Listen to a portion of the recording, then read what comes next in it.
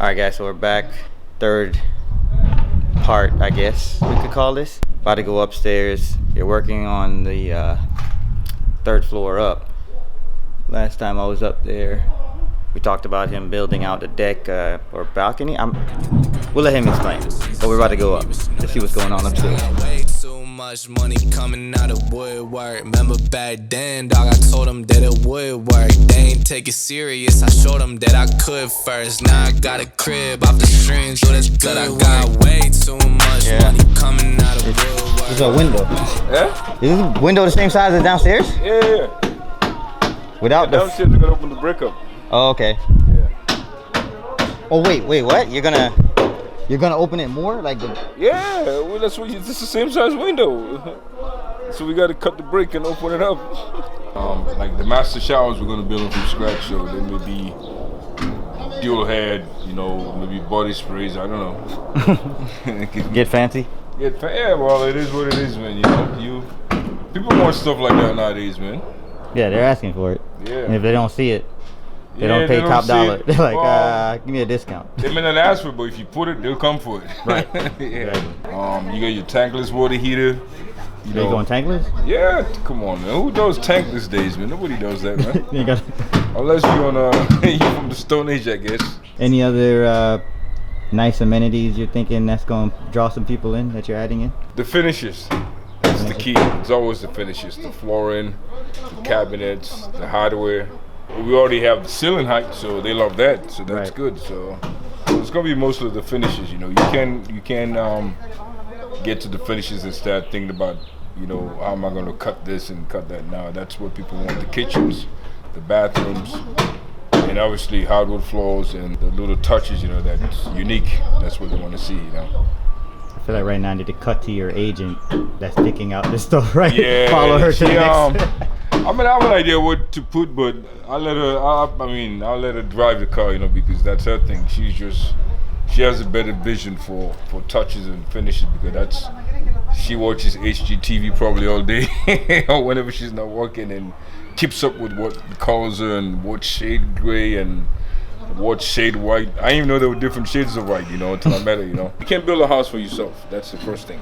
I've seen people build houses. Well, I love this yellow and I like this purple. And nobody don't care about the purple or the yellow. You have to build what people want, not what you want. So if you're building a house for yourself, then you can do a purple, stairway or whatever it is you want to do. But if you're building a house to sell, go with something that people may like. You see what I'm saying? Yeah. Or something that people like. Then your house sells. But I hate to say, but there's a house a block away from here. And I looked at the pictures and it's too unique. It's like the personal touches. That house is never gonna sell, man. Are you kidding me? They got brown cabinets. They got I think they picked up everything on sale and mix match all the bathrooms in different colors. Oh man. All the cabinets are like this. The kitchens don't match. It's just when you're doing a project that big and you go do something stupid, hey. That's why I say you live and learn, If you don't know what you're getting yourself into, don't mess with it. Because at that point, if the houses don't sell, you got to keep paying that mortgage, And all you got to do is, look at the trends, The trends is what's going on, They like the grays, People like the natural floors, the gray floors, and, stuff that's kind of like neutral. But if you have this thing for whatever color kitchen or whatever color bathroom, and you can put it on there, people are just going to shake their head when they come in like, oh, what were they thinking? Right. You may love it, but they don't like it. Yeah, so that's that. Still can't get the size of that window, right? Nah, it's a big window, man. Like, I can't even. It's taller than you. Right. It's going to be interesting. It's almost 7 feet tall.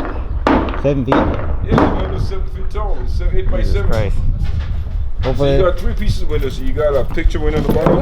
Oh. There's an open. It does. Oh, really? I was wondering why the separation. Okay, so it's actually 4 pieces of windows. So you got a piece of picture window on the bottom. Then you have 2 awning windows that open. Then there's a picture in the middle. Once the windows go in, man, if they look small. Yeah, the frame. All right, so Breastford, when I came originally, just assumed, right? My assumption was I would see you chiseling away, hammering away, banging away at something. When I heard the saw cutting, I thought it was gonna be you cutting when I came up here. Now, obviously, it's not. There's still banging going on. You're right here chilling, chatting with me. It's the hired guys, you know. So Yeah. At some point you got to go to a phase when you got to manage projects, you know, and you know, managing the project means that you got to hire people. Well, you got to hire the right people. That's the key, you know. And in this business, you know, you can lose your head just trying to hire anybody off the street to do anything. So you got to find the right people that know what to do, and obviously you got to manage them. So you want to know what's going on before they even do it. So especially the framing, you know, I mean, I can probably swing a hammer, but I don't want to swing a hammer. I want to make sure the guys swing the hammer and put the walls in the right place. Do you get the feeling like you could, you know it best, so you should do it? How do you fight that feeling? Because a lot of people have that feeling where, you know, if you want it done right, you do it yourself. You want to do yourself. Your best asset is yourself. That's true in a sense, but when you're doing big projects, you can't do everything. In the same breath, you got to know everything. So, you know, be it plumbing, mechanical, framing, electrical, all the trades, you have to have an idea of how it goes. Because if you don't, you may hire a huge company, which I've seen, and they come and screw everything up. So don't think that because you hire some big company that they know everything. Nah, that's far from the truth. You know, it may be a big company, but the guy they're sending out could be somebody that hired yesterday. You see what I'm saying? Also, it's best to have someone on site, like either a general contractor or project manager, that knows what they're looking for. You can't just say, "Hey, I'm a project manager," and they just sit there, right, you know, in the truck or whatever, and the guys are screwing things up. So you gotta have a guy that can see what's happening before it happens. Right. You know, it's all about efficiency. If you got to build a house and tear it down, or build a wall and, you know, rip it down, or do the plumbing, then you got to start cutting everything to get to the pipe, or doing electrical, you did it wrong, and all that's money, and all that's time and money, because materials are not cheap, you know. And like I say, even though I'm going at this for a while, sometimes, you know, I mean, snooze here and I snooze there, but man, I'd be having sleepless nights just thinking about what's going to happen the next day, because I'm just anxious to see it through, you know. And even though I know it's going to go through, but you know, that anxiousness and that anxiety, you know, you're like, wait a minute, you know, okay, well, the weather's going to hold up, or materials are going to be on site, or the guys are not going to screw it up, and, you know, then everything happens, then you celebrate. But until then, you know, you just got to keep your fingers crossed, and hopefully everything, you know, comes out as it's supposed to. But like, again, you gotta get to a point where you can't do everything. You gotta manage people. You have to. How long took you to get there? How many years you been in this? I've been doing this 19 years now, but I've had some guys that have been around me a long time, and those guys I don't have to babysit. We've been working for so long, and you know, and I have certain crews that, you know, I can walk away, and because they know what I'm looking for, and we've been doing this together for a long time, and they know exactly what I want, so there's no questions about it. And also there's a pre-construction, you know, planning, you know. You guys talk about what you expect and what you want and all that stuff, you know, and usually that way everybody's on the same page.